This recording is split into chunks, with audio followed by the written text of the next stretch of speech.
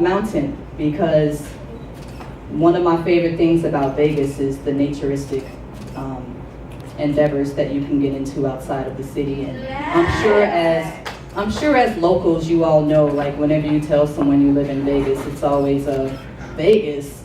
Why Vegas? Like, don't you get sick of like having to defend Vegas? Like, it's really this awesome little place, and if you're spiritual and if you're into the outdoors, it's fucking amazing.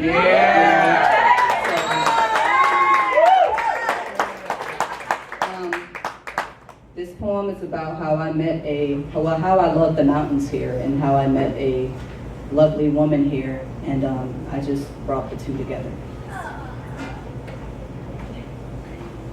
The mountains in Vegas still have a lot to say. They speak to me in confidence when no one is listening.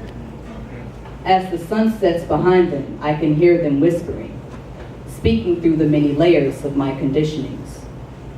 I travel along their gravels and the shadows of my battles. As those mountains steepened, I kept on ascending. And as the water deepened, I learned the value in swimming, like I had to earn my right to breathe with less oxygen.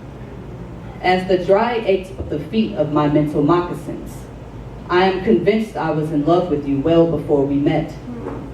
Well before this city of sin, well before we had skin, well before time or the existence of the mind. Well before, when we were one with all that is, before mountains formed and the sun was all that is. My love for you had no beginning and no end, just as desert trails with an oasis at every bend. You took me hand in hand and we walked this sacred mountainous land of climbing elevations and meditations. The mountains would say hi and my mouth would be dry, but you hydrated me like vapors from the sky. So the mountains in Vegas still have a lot to say. They speak to me in confidence when no one is listening. As the sun sets behind them, I can hear them whispering, speaking for the many layers of love's conditioning.